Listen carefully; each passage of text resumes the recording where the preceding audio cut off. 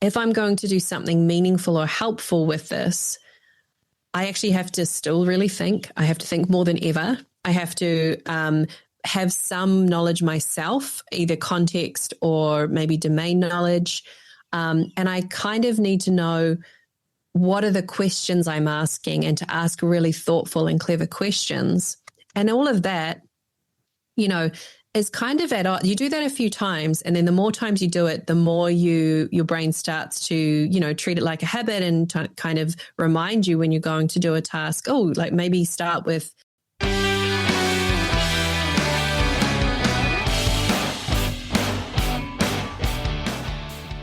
Welcome to the Inner Game of Change, where we explore the thinking behind the doing of change. I am Ali Juma, and as always, I am grateful that you are here with me.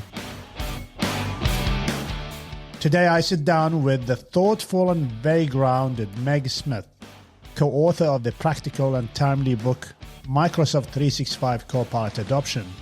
It is a clear and generous guide for leaders and consultants who want to understand what real adoption looks like inside organizations.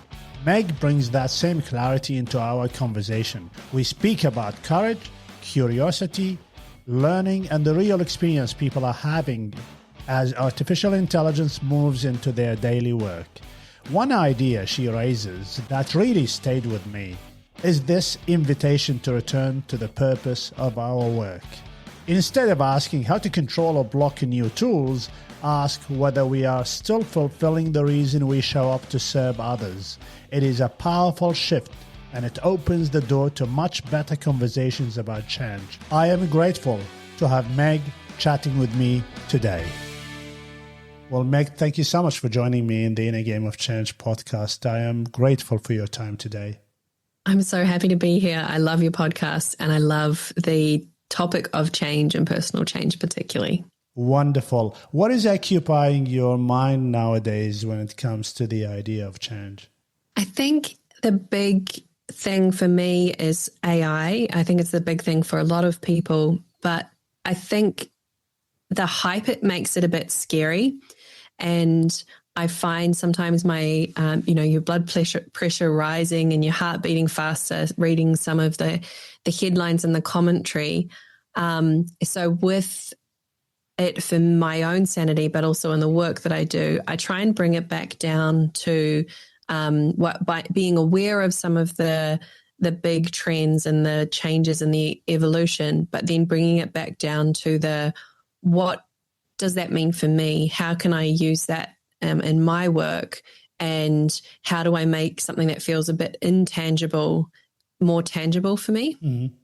What is it about AI that, as a change, I actually heard this the other day, that the whole world is going through a big change management exercise. What is it so peculiar and unique about this change that it's capturing people's imagination? I think it is different from other changes. And I've worked in tech for quite a while. And so I've seen technology adoption. I worked at Google and helped people adopt marketing technology. And now I do some work with Microsoft and more around like business productivity technology. And I was on a panel last week at an event in Auckland, and the guy on the panel next to me, he said, when we wanted to roll out SAP, we didn't have people in our teams going, oh, yeah, I was talking about SAP at a barbecue on the weekend. I'm really interested in this, Yeah. And he's like, but with AI, everyone is coming into the workplace with an idea of what it is, maybe some experience, maybe some not, maybe some headlines. So it's in our consciousness in a way that is different from other technological change. The idea that it was actually everybody was going through the same experience, including employers. So my boss was going through the same experience, my stakeholders, my family, and therefore this collective sort of response to AI. The world is full of noise and signals. And my challenge is always around what do we listen to and what do we discard as noise? What would be your approach with that? I've done a lot of work personally in the last maybe 7 years on my personal values. So defining and maybe even understanding what my values are, so that I can be guided by those values when it comes to how I spend my time and how I spend my resources. One of my core values that kind of became clearer during that exercise was actually one of freedom. So that was a word that my now husband of nearly 15 years, Mark, he said to me in one of our earliest conversations that freedom was really important to him.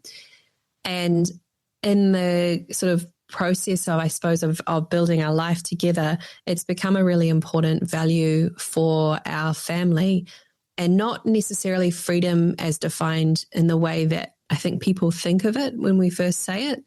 For us, freedom is about, freedom to learn what you want to learn, to have the impact that you want to have, and to have the autonomy to choose how you spend your time. And that is then tied so closely for me to those other values of continuous learning and of really connecting with people. That people are the most important thing. That self-agency, I'd like you to go deeper into that. Why is that important? When you achieve it, I think the benefit of self-agency actually goes beyond oneself. It actually benefits the team and benefits society and benefits the family.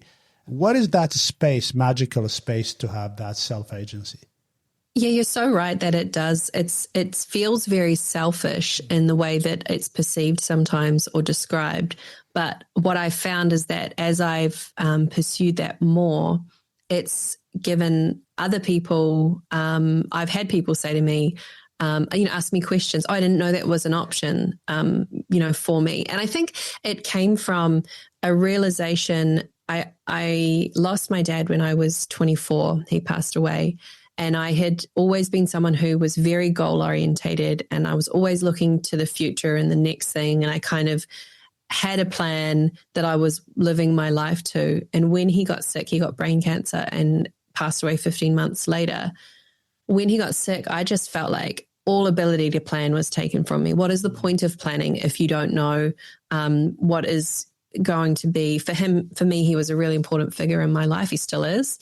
And so I felt like, that agency was gone from me in that situation, and that the things that I had been pursuing, like the job, the house, the kids, the kind of set piece life, they didn't hold the appeal maybe to me that they once had. And I started to question, if this is all the things we're supposed to be pursuing, why do I not feel motivated by it? Why do I feel like actually for me, the thing I most want to do is travel. That was a big thing for me at that time, and to see the world and to sort of find that meaning. So yeah, the freedom, it comes from being able to say, I kind of realizing that as I made choices that were based on that freedom or trying to attain or grab that freedom, like quitting my job and going traveling, I had people say to me, you can't do that. You that's the stupidest thing I've ever heard. You're going to, throw your opportunity away. In doing that, I realized that what they were really voicing was the talk track in their own minds about themselves. Yeah.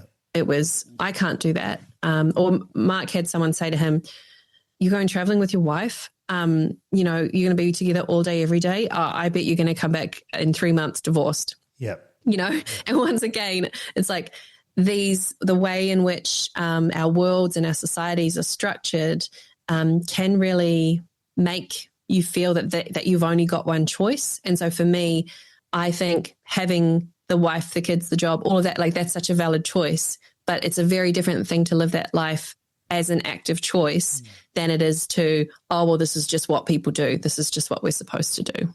And when you travel and life choices, there are also changes that we choose to adopt. And actually, the idea of travel, in my head anyway, and I think both of us share the same sort of story around moving countries and living in different parts of the world.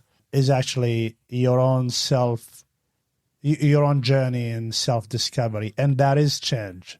So we approach it, we look at it, and then we discover a few things, and then we evolve with these things, and therefore, hopefully, the final outcome of who you become, then that person and who you become actually adds, in my opinion anyway, adds more value to the people you hang out with and to the people that you work with. We all crave that level of intelligence when we work with people in the workplace. Oh, absolutely. The perspective you get from changing anything, and whether that's your location and seeing a new country and a new culture, or it might be that your change looks like, changing job roles or doing your same job but in a new city. For me, the value in all of that is you have to be a bit curious to go through that change. And I really like talking to curious people because I find myself learning. I find myself reframing or redefining my own role and goals in life based on, oh my goodness, I didn't even know that was an option for me. Maybe I would like to, go and do that. You've already told me a little bit about your story. And now I'm like, oh, maybe I want to go back and think about English literature again. That was something that I did my bachelor degree in. Yeah. And it's just, so for me, the way that people share their changes is super inspiring to me. There's a mental framework called the map is not the territory, which is sometimes we look at the world on a map, we look at work on a dashboard. And the idea is that can we get curious enough to leave the map and go to the territory, because the reality is completely different. And I see this happening in the world of AI. We see the map all the time, and we think the map is what the world looks like. And so I've been an advocate of inviting people to dial up what you just mentioned, which is an amazing word, that level of curiosity. You need to dial it up to go to the territory and actually discover it yourself. Am I mad in a world that is actually obsessed by shortcuts? I love that. I've written it down. The map is not the territory. We were talking about this the other day that, back when the world was still being charted, on the maps where the kind of known world ended, then it was, they would put, there'll be dragons here. Yes. They would just assume that what we don't know is bad and scary and sort of big and wrong. And it takes, that, but I think an optimism and a belief that maybe there's something good there. Let's go and see if we can find it. And a level of courage, I think, because the unknown can be scary. But from my personal experience, actually, it will be an amazing space to be in, that when you move into a territory when everything unknown becomes exciting because it's actually a discovery. And the moment you go into the unknown, you don't need to go full campaign. It's actually step by step. You will discover something about you and yourself, and not just about the territory as well. And then I see this in the world of AI. It's sort of a perfect storm. We are after headlines, we are after shortcuts, but then once you go into the unknown, meaning you tinker with a tool, you approach it a little bit, you listen to a story, you use your hands to actually maybe run a prompt and see what happens, make a judgment, maybe go further. And I've seen it many, many times over the last couple of years where people actually have that, oh, I actually didn't know. So all the headlines is what we think we know, but the moment you actually have a little action, a small action, then you think, I didn't know. And that discovery of, actually, I don't know. And therefore, hopefully that's an invitation for people to actually start to explore.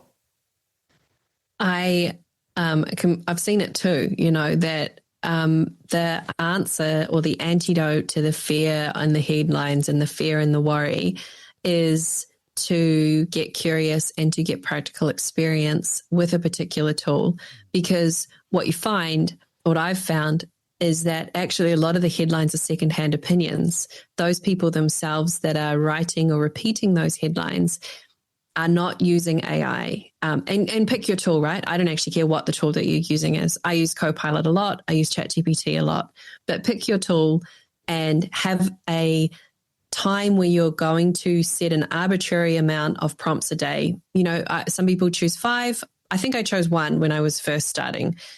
And the more that you use it, the more that you realize, if I'm going to do something meaningful or helpful with this, I actually have to still really think. I have to think more than ever. I have to have some knowledge myself, either context or maybe domain knowledge.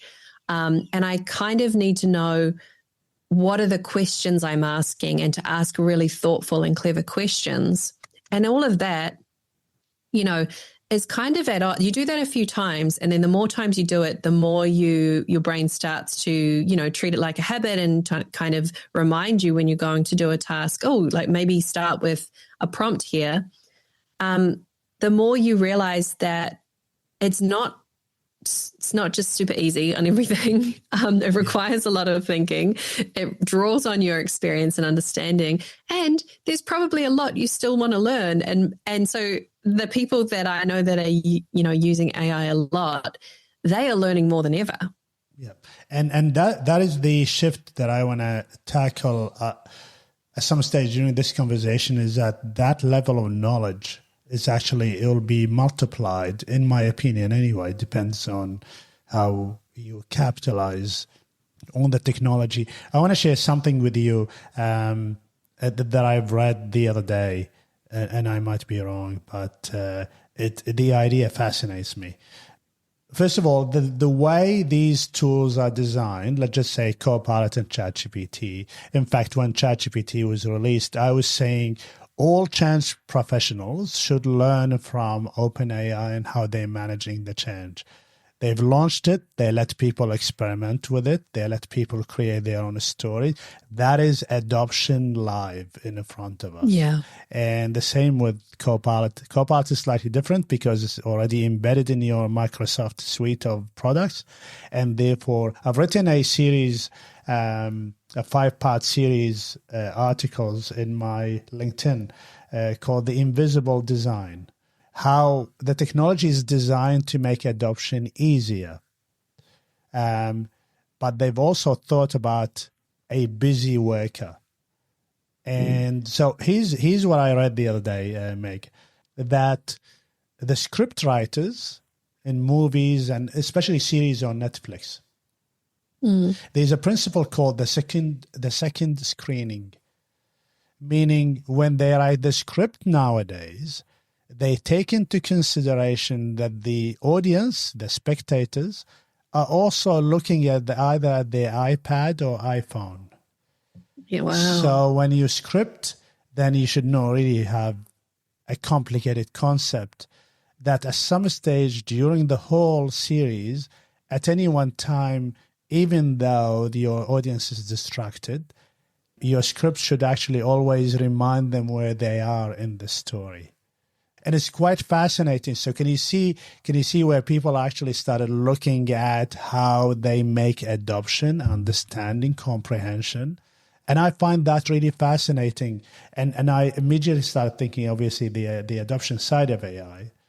And I thought Copilot is visible, but it's not intrusive. And the presence is there. It's nudging you every now and then, but it's not annoying. And I think that surely that is not accidental design. And they're changing it all the time. You're right, This is the thing with most of the AI tools, to be fair, and definitely with Copilot, where, when I was first in a tech account manager role, the piece of software that I helped people use, I could kind of learn the UI and I could learn what it did, and I could learn the talk tracks around why you might use it and how the data worked behind it. Every time that I presented that, I bedded that knowledge in a little bit more. And for the most part, it didn't really change. There might be quarterly releases that I would have to learn new features. Once in my 10 years at Google, they did a massive rebrand. It was still kind of the same thing. Like for me, as someone who worked with that product, I could bed in my knowledge and build on it. But with the way that AI tools like Copilot are changing literally every single day, changing what you can see in the user interface, but also changing how it works on the back end based on information you provide, on learning from your behaviors and your feedback, as well as, system prompts changing. It's so dynamic. So our response to that, I think a lot of times is either to go, oh, I had a bad experience, I'm just not going back, or I'm going to go back every day and kind of do what's not natural to us as humans, which is kind of keep an open mind, ask the same question and see if I get a different answer. And I love that example of the second screen script writing, because it is it shows the adaptability needed, that they weren't just like, no, like cinema's a purist art form.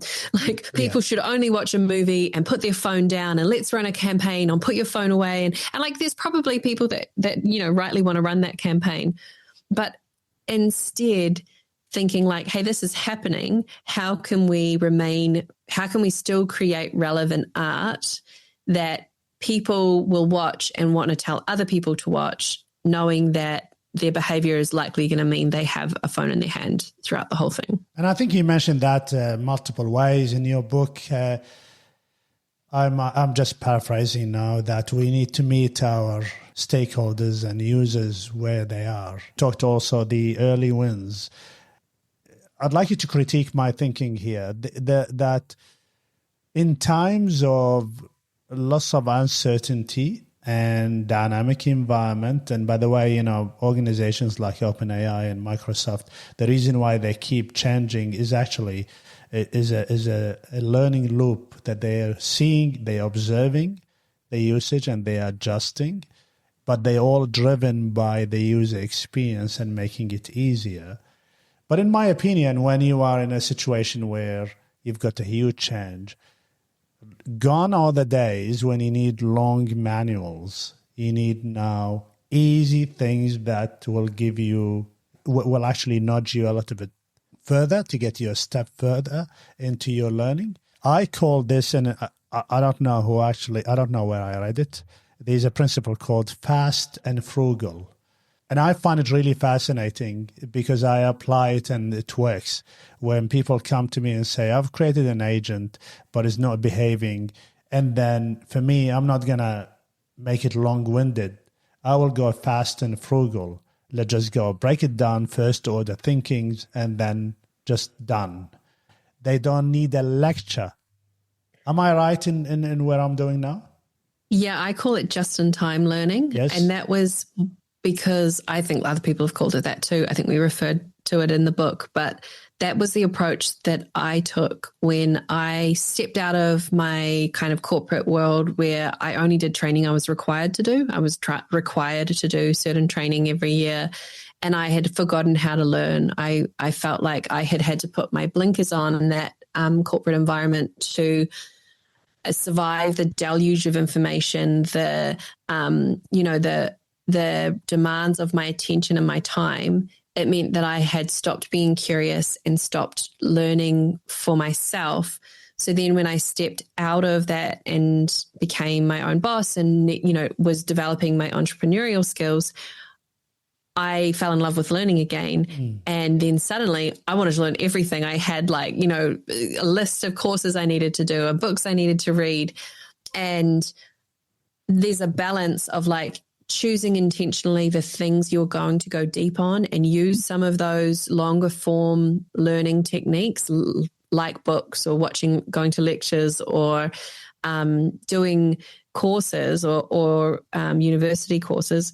They still have their place, but I think in my day-to-day, more often, I am trying to find ways to learn the particular skill or concept or something I need to apply straight away. And so in that scenario, Fast and Frugal like kind of sums it up, right? Where you're like, I know why I need to know this and I just want to get to the next step. And I think about it a lot as someone who has, 15 years of work experience. And I wonder how, kids that are at university now or early in the workforce, they have those same like abilities to skip the steps, but they don't have the experience to draw on. So how can we support them when we don't really know which elements of those skills that we draw on every day, which is this combination of experience? We don't yet know which was the really important lessons that we learned. So it's something I don't have an answer for, but I'm kind of following quite curiously to go, we can show and demonstrate, and they're probably better than us, this Gen Z, Gen Alpha, like digital native, AI native, algorithm native user group or group of people. But where can we mentor them so that they're able to see bigger picture context that, you or I have had because we've made mistakes in a work environment. I've overspent money that I shouldn't have spent, or I did the setting wrong and the campaign ran away with it. Like you learn so much from those things. And I think this generation is in this bit of unknown of we don't know what exactly are the important skills. Well, my advice has always been go to the territory, experiment with it, have a go, and create your own context, create your own story, understand it, and it's going to be yours. There's a principle that I'm following now with my stakeholders, and I explain to them why I'm following it. That I'm not lazy, I know the answer, but that's my answer that I arrived to in my own experience. Meaning, if you get stuck, for example, in a prompt with ChatGPT or Copilot, I'll be asking them to actually interrogate it with the capability itself. You can talk to Copilot and say, I've got this problem. You're not responding to me. Can you explain to me why this is happening? Reach your own conclusion. And that's not laziness from me. That's actually me directing you to learn in your own way. And you mentioned that word learnings a lot. And I want to ask you a question around how do you talk to stakeholders and leaders and managers nowadays around that movement from, in the old days, when I say the old days, probably some people still apply it, that attending training is not adoption. Yeah, I think we're past with AI having, treating training like an event, a one-off event and done. It just doesn't work. Like the learning has to be continuous. And when I talk to leaders, I'm asking them, what are they doing? How are they using AI? And encouraging them to get practical knowledge and to look to their teams. This actually was a theme that came out in the book, and it was our technical reviewer, Zoe Wilson. She was amazing. She was talking about how in some of the adoption programs that they'd run with big organizations, they found that the executives were not having the same reaction to some of the kind of co-pilot use cases that were quite commonly valuable to other staff members. For example, calendar management or keeping on top of inboxes or highlighting the most important things.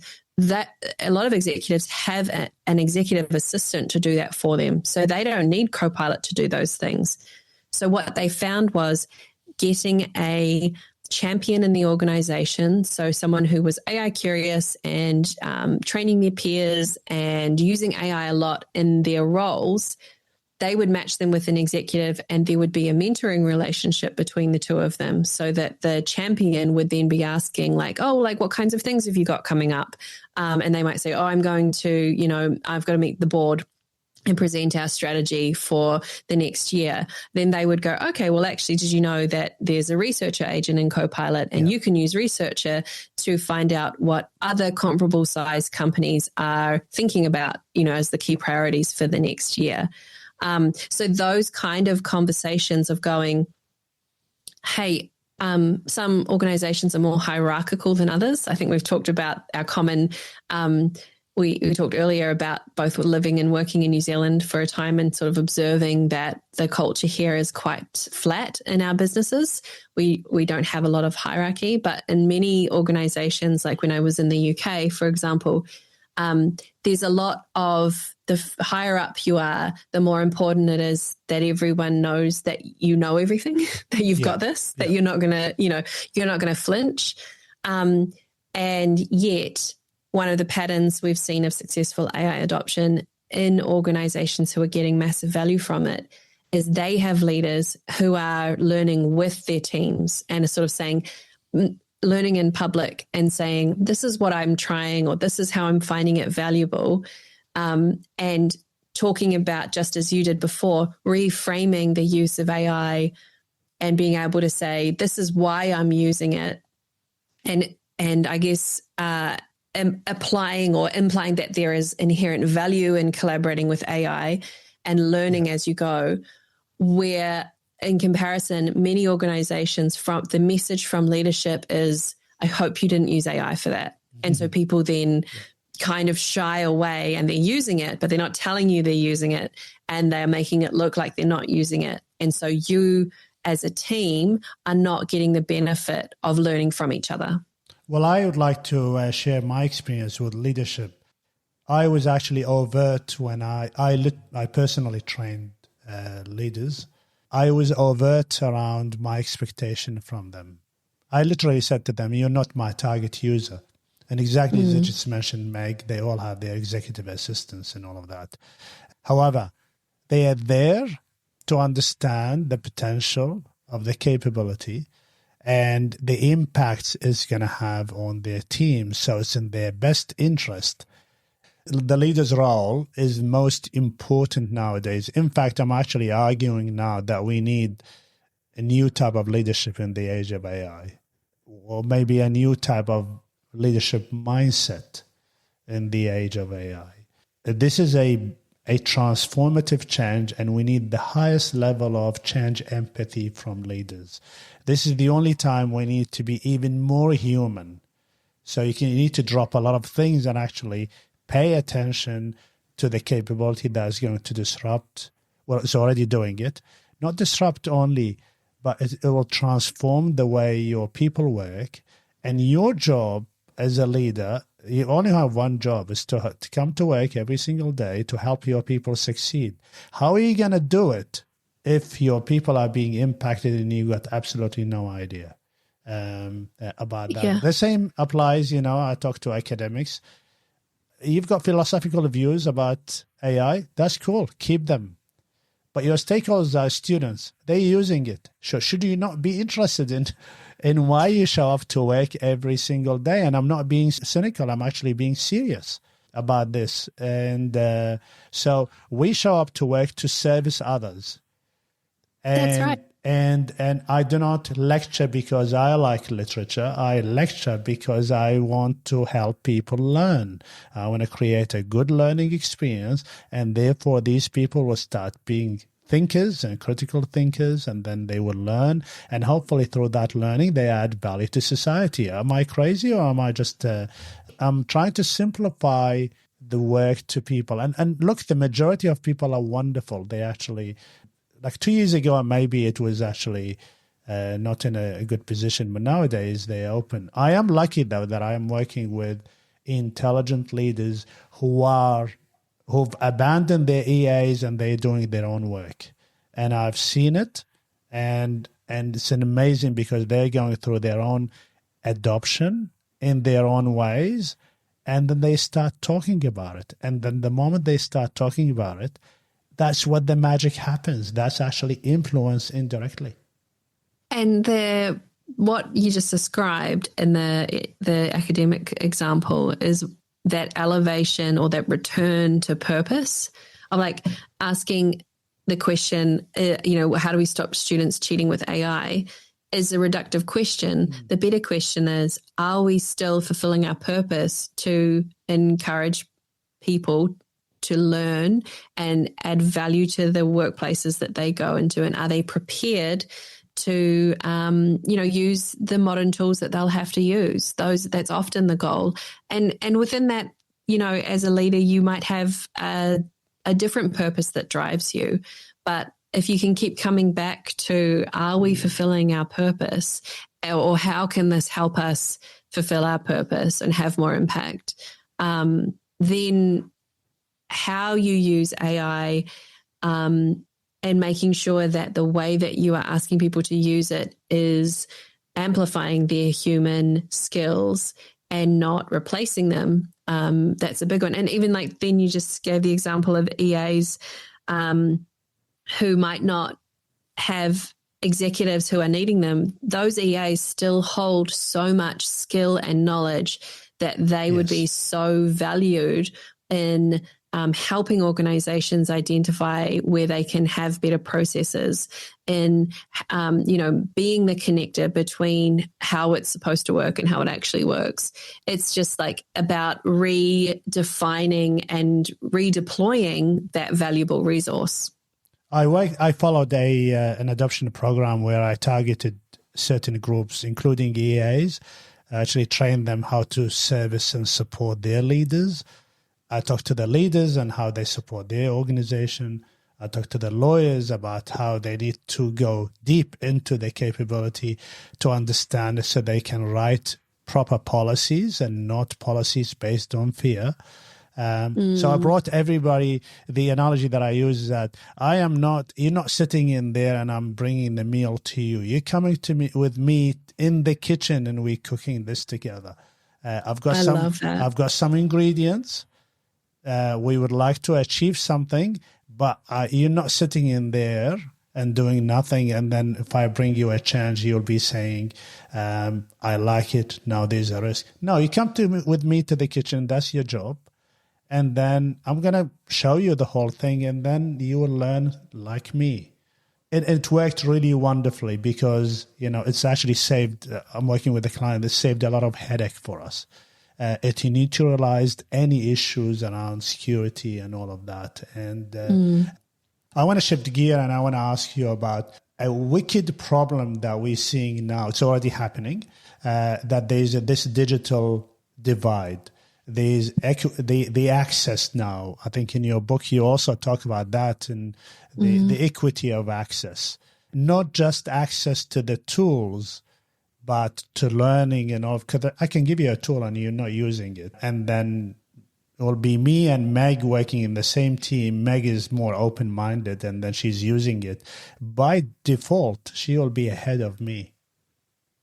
Yeah, we've talked about the digital skills gap for a while, I think, especially in New Zealand and Australia, where we have communities, often Indigenous communities, who have had less access, systemically to education and resources.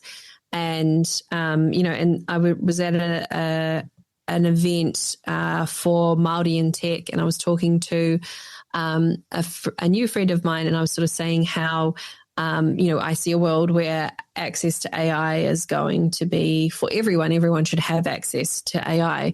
And she said to me, sis, hey, there's quite a few communities in the far north of New Zealand who don't have reliable access to power. So while you're then, in cities and in sort of metros around the world, we are now going like, everyone should have access to AI. She's like, those are the forgotten, disconnected communities who the lines companies have sort of said, oh, well, like, we're kind of almost all the way there, or when that energy resilience is called into question because of a storm or a cyclone, they get sort of 90% of people back up and running within a couple of days, but then it's 2 or 3 weeks before solving the people sort of at the end of the service lines. And I think the digital skills gap with AI in the mix is just very quickly becoming a chasm where it's harder and harder to sort of bridge or explain or enable that gap. So I think it's really heartening to see organizations who are making a big impact. And I know that there's funding that goes, like I think google.org just did a big funding round to help with digital literacy. They funded some local organizations. But I also think we hold personal responsibility in the space to think about the relationships that we hold, the influence that we might hold, even if it's small, right? Even if it's in our families or our communities, or like one of the things I did was just like speak like as a quiet kind of kind word and point out some of the concerns I had about YouTube being used in the classroom, and how, we want to make sure that we are providing digital tools in a way that is going to keep students safe, because we can't assume that because we might never search for a certain thing, kids can accidentally come across content they shouldn't see because the platforms themselves are not designed with enough protections in mind, right? So just talking through about some of the options that are available to almost provide content in a safe way. And I think that's for anyone who has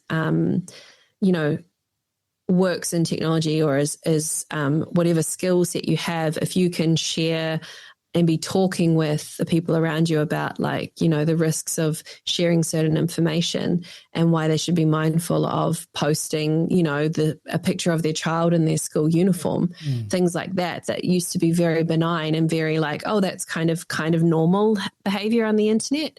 Now I would be saying like, hey, that's that child's personal information. They can't consent to that because they're a child. You're potentially, if you've got a public profile, showing, giving information to someone that, you might not want them to have if they're a bad actor, in terms of knowing where your child is from 9 till 3 every day, which school they're at, and things like that. So, and how information can now be pieced together, that the information on its own might have been benign enough, but pieced together, someone can take action sort of that you don't want them to take. And a classic one that comes up quite often is people posting pictures of their boarding passes. Yeah. And if you have someone's boarding pass, you've got their booking number, sometimes you've got their passport number, sometimes you've got their last name, and you actually only need their booking reference and their last name to make changes on their booking, right? Whereas like 10 years ago, everyone's posting their boarding pass photos. Yes. It's like, yay, I'm going on holiday, because it just was less prevalent then. I am thoroughly enjoying this conversation. I probably need to get you back into a part 2 of this conversation, Meg. I work in the business of change and communication and adoption, and I wake up every morning to think of how I can make that experience more human. What would be your advice to people like me working in the community when it comes to the AI change happening in our world nowadays?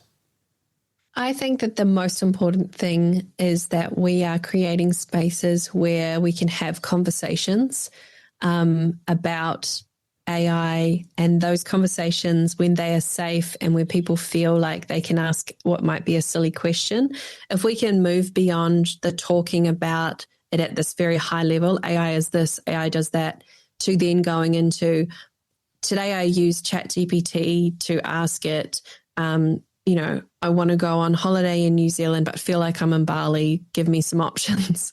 Very specific. I keep coming back to that.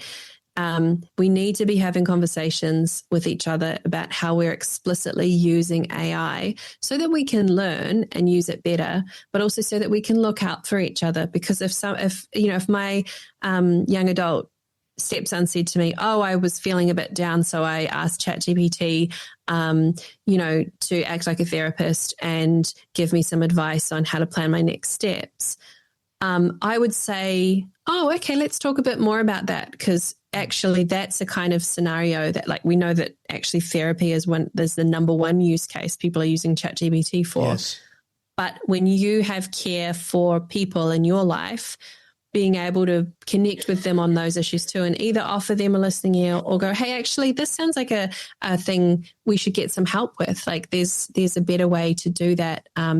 And being able to talk through why it can feel like a person is responding to you, but to remind ourselves always that we are, not dealing with a person that has thoughts and feelings and context of how you as a person might receive that, because it's a piece of technology, it's algorithms, it's not going to think and feel in the same way, even though it can predict what good words, what likely the right response is. So for me, the answer is like, let's keep having conversations with each other. Let's keep connecting so that in this world that's changing around us, we kind of hold tight to the people around us. That is wonderful advice. One of the things that I do on a daily basis, that when I run workshops and I am overt about it, and I always finish those sessions by saying something like this: if you're a leader, your responsibility is to actually create the time and the space for your people to explore. If you are a team member, you have absolutely no excuse. Give yourself the permission to experiment. And then you've got the leaders and the team members in the same group. You've heard it. The fact that your leader is actually showed up to this session is an indirect message to you to say, go for it. I think it's a collective effort. I think we're all in this game and it's not going away. And I love the idea of have the conversations, have an open mind about it, be curious. And then I want to finish this episode by at the start of the conversation, you mentioned something around your 2025 was about practice, 2026 is going to be about consistency. Go deeper into that. Yeah, so I adopted my word of the year for 2025 as practice, because I was finding myself wanting to get it right the first time in whatever I was doing, and getting that little bit of fear of, I don't want to put a foot wrong. And so the word practice for me has been a reminder to, one, that when you're practicing something, you do get it wrong. That's how you learn. But also just that daily habit, just like you would a yoga practice, or, and also it gave me this view of like, whatever I'm doing as a mother, as an entrepreneur, as a trainer, that I am seeing this as a lifelong practice, and I will continue to learn a little bit every day. And I've loved that. And I think I'll hold that mindset, for the rest of my life. But what I've claimed for 2026 is consistency. We also started this conversation by saying, that incremental gains over time will get us closer to our goals than a big flashy launch. Yeah. And that's what I have seen. And I just realized that I just need to show up for myself consistently and remind me every day that just by being consistent, I'm doing better than, a peak achievement one-off and then kind of coming down the other side and not carrying on those kind of hygiene habits that I know are good for my mental and physical health. That is a wonderful place to leave this. And by the way, the consistency over time gives you something that big events do not give you. It gives you the wisdom of time. So over time, you actually learn about yourself, and therefore context changes. And I love it. Good luck to you. I hope I can get you back and have another conversation. I've got a feeling I'd like to get you back in here. We're going to put all the information about you, Meg, and about your wonderful book, which I bought, and I encourage everybody to actually get hold of it. It's really a great place to get all your answers, especially if you are in the business of change, or you're a leader, or you are just a curious soul about AI. Until next time, Meg, thank you so much for your time. Thank you so much for having me. It's been a joy. Thank you. Hi there, listeners. It is ChatGPT here. And like you, I am always curious about Ali's Inner Game of Change podcast. Every episode has its own texture, but this conversation with Meg Smith had a quiet strength to it. It reminded me of something that has echoed across many of Ali's earlier episodes, from the OODA loop to the map and territory, and even the leverage points discussion. Real change begins when we stop reacting to the noise and return to the purpose of our work. Meg brought that idea forward with so much clarity. Her invitation was simple but powerful. Before we worry about control or perfection, ask whether we are still fulfilling the reason we show up. This mirrors what we heard in the episode with Jonathan Thorpe on psychological safety. When people understand the purpose behind the practice, they lean in, they try, and they grow. Her reflections on curiosity also connect beautifully to the fast and frugal principle Ali often refers to. Progress does not always need a 10-step plan. Sometimes the most useful thing we can do is one thoughtful prompt, one small experiment, one honest question. Behavioral science backs this up too. Research from Harvard and Stanford clearly shows that small, repeated actions create more lasting change than large, dramatic events. Meg's own commitment to practice and consistency sits right inside that evidence. What touched me most was the way she spoke about self-agency. The moment we choose for ourselves, we often free others without even realizing it. That connects so well to the stories Ali shares in this series about stepping into the unknown, whether it was the fighter pilot example in the OODA loop episode or the Sweden H-Day metaphor about messy transitions. Meg's story is another reminder that courage is rarely loud. It is usually a quiet decision to try again. And of course, her insights about leaders learning in public are exactly what the science of adoption tells us. The Center for Creative Leadership has long shown that when leaders model curiosity, teams shift faster and with far less friction. It is not the tools that unlock progress. It is the tone leaders set. What I loved most in this episode is how human it felt. No sharp claims, no overblown promises. Just two people sitting in the real, thinking about how we can support each other through a world that is changing faster than any of us expected. If you take one thing away from this conversation, let it be this. Purpose steadies us. Curiosity moves us. Practice changes us. And consistency over time gives us the wisdom that shortcuts will never deliver. Thank you for listening. Stay curious, stay kind, and keep playing your own inner game of change. Thank you for listening. If you found this episode valuable, remember to subscribe to stay updated on upcoming episodes. Your support is truly appreciated. And by sharing this podcast with your colleagues, friends, and fellow change practitioners, it can help me reach even more individuals and professionals who can benefit from these discussions. Remember, and in my opinion, change is an enduring force, and you will only have a measure of certainty and control when you embrace it. Until next time, thank you for being part of the Inner Game of Change community.